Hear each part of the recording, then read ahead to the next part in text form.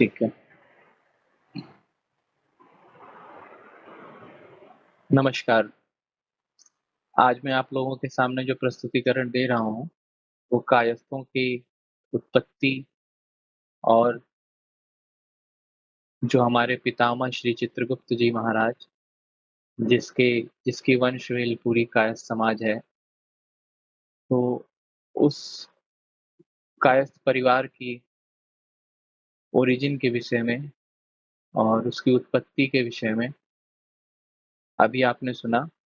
अब इसके बाद मैं आपको बताने जा रहा हूँ कि हमारा परिवार कितना बड़ा है, पौराणिक दृष्टिकोण से कैसे है भगवान श्री चित्रगुप्त जी महाराज का, जो कि कायस्थ कुल के पितामह हैं, उनका परिवार कैसे आगे बढ़ा।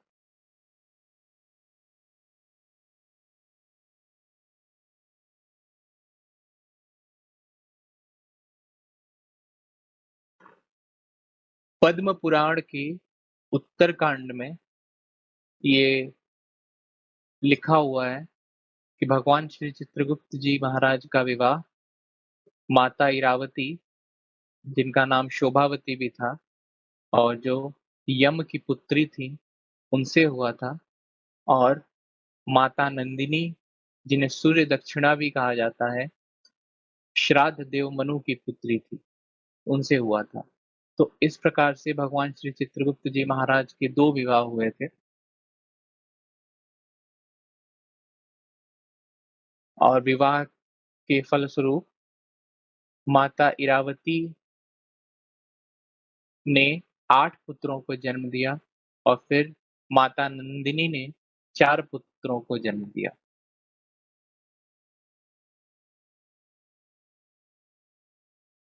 माता नंदिनी के 4 पुत्र हुए भानु, विभानु, विश्वभानु और वीर्यवान। और माता इरावती के 8 पुत्र हुए चारु, चित्रचारु, मतिमान, सुचारु, चारुस्त, हिमवान, चित्र और अतीन्द्रिय।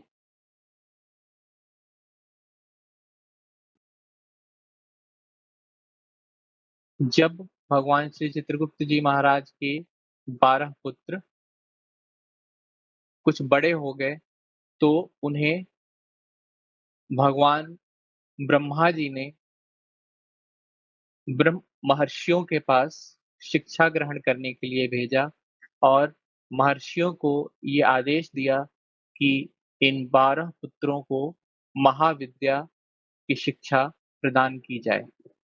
ये 12 महर्षि थे मांडव्य, गौतम, श्रीहर्ष, हरित, वाल्मीकि, वशिष्ठ, सौवरी, दालभ्य, हंस, भट्ट, सौरव और माथुर। जब 12 पुत्रों की औपचारिक शिक्षा पूरी हो गई, तो भगवान श्री चित्रगुप्त जी ने 12 पुत्रों को अलग-अलग दिशाओं में भेजा और उन्हें आदेश दिया कि धर्म कर्म के काम करो, धर्म का प्रसार करो और अपने इस परिवार को आगे बढ़ाओ। और साथ ही साथ ये भी कहा कि महिषासुरमर्दिनी देवी और भगवान सूर्य को अपना इष्ट बनाओ और इनकी पूजा करो।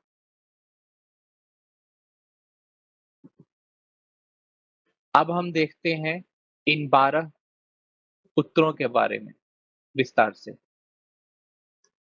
सबसे प्रथम पुत्र जो हुए, वो थे हमारे श्री भानु, जिन्हें श्रीवास्तव भी कहा जाता है। ये भगवान श्री चित्रगुप्त जी और नंदिनी माता के प्रथम सुपुत्र थे। इनका राष्ट्रीय नाम धर्मध्वज था।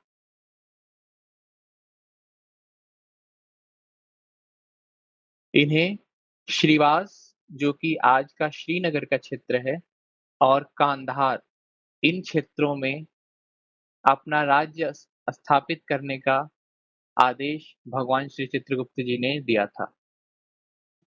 इनका विवाह नागराज वासुकी की सुपुत्री पद्मिनी से हुआ था। इनके 2 पुत्र थे, श्री देवदत्त और श्री मथुरा। श्री देवदत्त को कश्मीर का साम्राज्य मिला और उन्होंने कश्मीर के साम्राज्य को आगे बढ़ाया और श्री मथुरा को सिंधु नदी के आस-पास के क्षेत्र में उन्होंने अपना साम्राज्य स्थापित किया। श्रीवास्तव को 2 वर्गों में विभाजित किया जाता है, एक खरे और दूसरे। अब हम आते हैं विभानु, श्री विभानु जिन्हें सूर्य ध्वज भी कहा जाता है। इनका राशि नाम श्याम सुंदर है।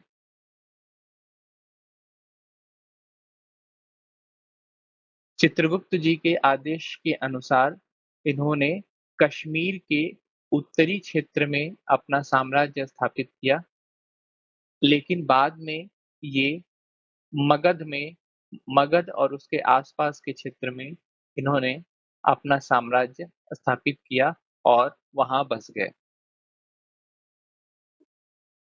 इनका विवाह नागराज वासुकी की पुत्री देवी मालती से हुआ था। अब हम देखते हैं इनके तीसरे सुपुत्र श्री विश्वभानु जी के बारे में, जिन्हें वाल्मीकि भी कहा जाता है। इनका राशि नाम दीनदयाल था।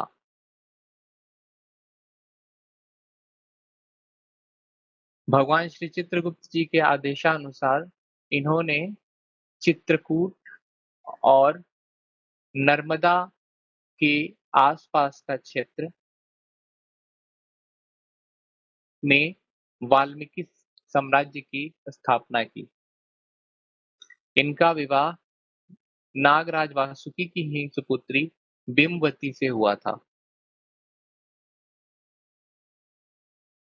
इनके विषय में कहा जाता है कि इन्होंने देवी शाकंभरी की तपस्या नर्मदा नदी के तट पर किया था और तपस्या करते समय जितने भी दिन उन्होंने तपस्या किया, इनका जो पूरा शरीर था वो वाल्मीकि नाम के लता से ढक गया था, जिसकी वजह से इनका नाम वाल्मीकि हो गया और इनके डिसेंडेंट्स वाल्मीकि कहलाए। इनके पुत्र श्री चंद्रकांत ये गुजरात में अ, बस गए और जो बाकी पुत्र थे वो उत्तर भारत के गंगा और हिमालय के क्षेत्र में जाकर बस गए।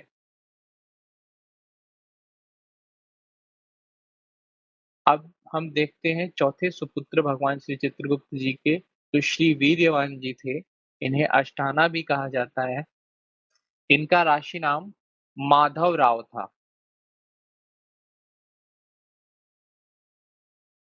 इन्होंने अपना साम्राज्य ब्रह्मवर, जो कि सरस्वती नदी और वृषद्वती नदी के आसपास का एक बहुत ही दैविक साम्राज्य था, वहां इन्होंने अपना साम्राज्य स्थापित किया।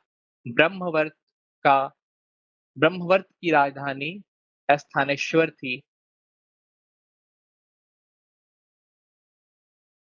सिंह ध्वनि देवी सिंह ध्वनि से इनका विवाह हुआ था और इनके जो इनकी जो वंश बेल यहाँ से निकली, उन्हें अष्टाना कहा जाता है। यह भी सुनने में आता है और ये लिखा भी है कि अष्टाना वंश के बारे में कि वाराणसी रामनगर राज्य के महाराजा ने अष्टाना कुल को अपने 8 रत्नों में शामिल किया था।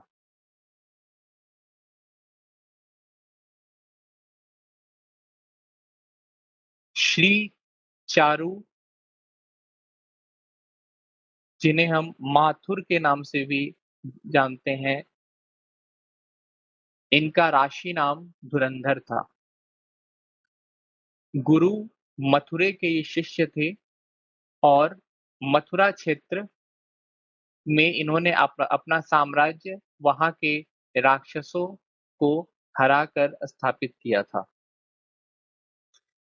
इनका विवाह पंकजाक्षी देवी से हुआ था।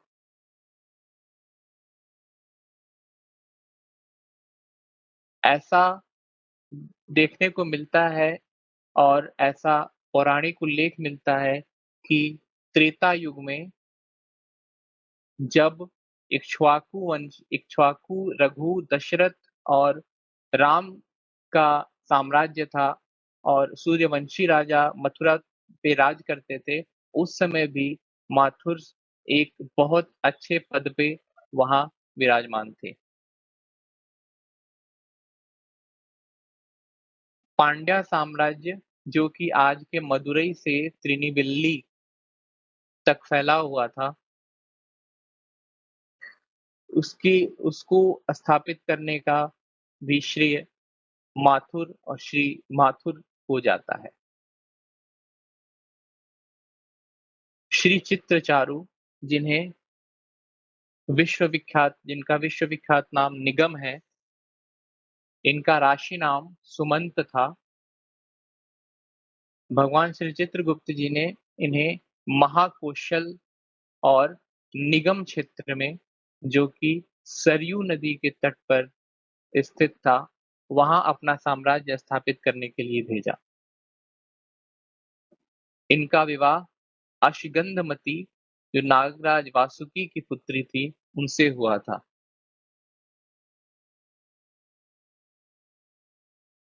ये वेद और पुराणों में पारंगत थे, जिसकी वजह से इन्हें निगम कहा गया।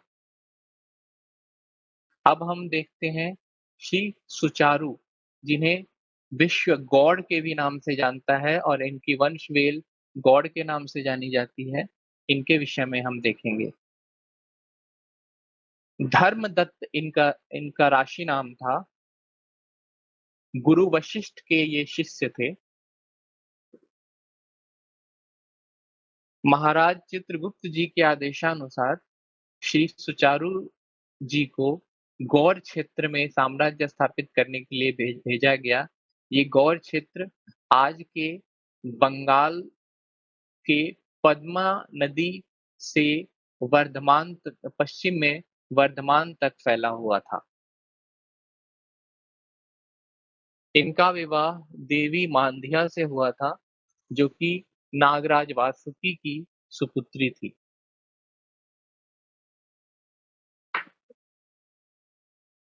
गौड़ कायस्थों का उल्लेख महाभारत के समय से भी मिलता है, जब भागदत्त का नाम आता है, जिन्होंने महाभारत के युद्ध में भाग लिया था गौड़ क्षेत्र की तरफ से, गौड़ साम्राज्य की तरफ से, और कलिंग नरेश रुद्रदत्त का नाम आता है।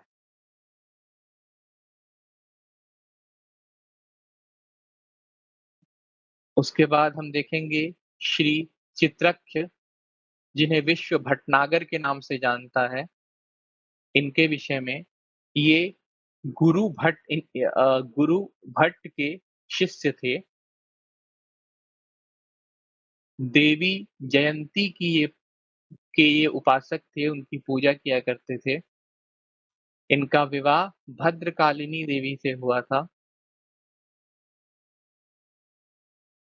श्री चित्रक्ष ने अपना साम्राज्य भट्ट देश में, भट्ट जो कि भट्ट नदी के किनारे और मालवा क्षेत्र में बसा हुआ था, वहां अपना साम्राज्य स्थापित किया और उसका क्षेत्र विस्तार चित्तौड़ और चित्रकूट तक किया था।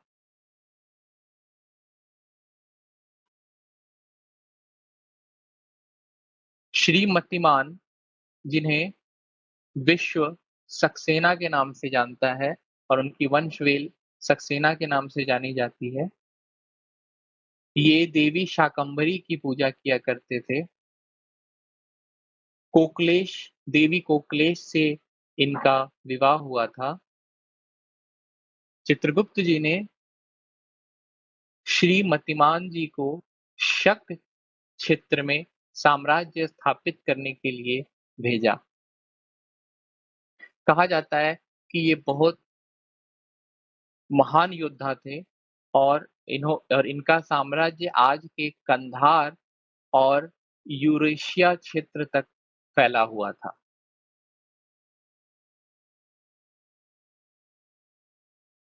श्री हिमवान, जिन्हें विश्व अम्बष्ठ के नाम से भी जानता है, इनका राशि नाम सारंधर था। देवी भुजांक्षी से इनका विवाह हुआ था। ये अम्बा माता के उपासक थे।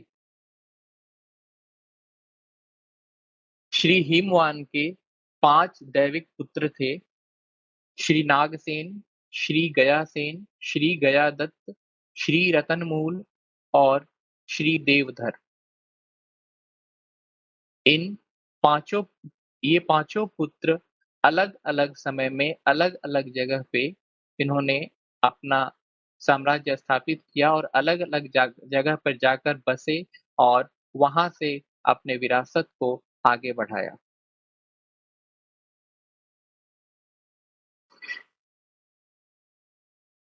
यह भी देखने को मिलता है और यह भी पढ़ने को मिलता है कि अम्बा स्थान, जो कि अम्बष्ट साम्राज्य में था, जो कि आज का वर्तमान समय में गिरनार और काठियावाड़ का क्षेत्र है।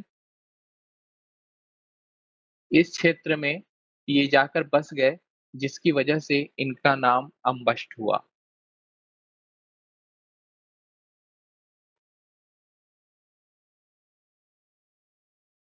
इनके वंश में जो अम्बष्ट हुए, वो बहुत ही बहादुर और महाभारत में युद्ध में इन्होंने भाग लिया था।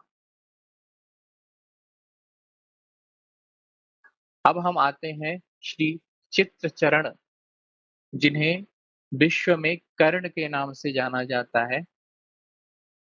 इनका राशि नाम दामोदर था। देवी कोकल सुता से इनका विवाह हुआ था। देवी लक्ष्मी के ये उपासक थे। महाराज चित्रगुप्त जी के आदेश के अनुसार श्री चित्रचरण जी को कर्ण क्षेत्र में अपना राज्य स्थापित करने के लिए, जो कि आज का आधुनिक कर्नाटक है, वहां भेजा गया।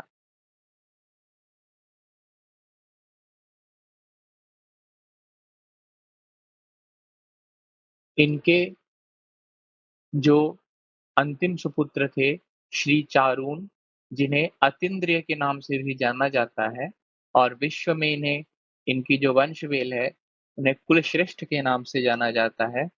इनका राशि नाम सदानंद था। इनका विवाह मंजू भाषिणी देवी से हुआ था।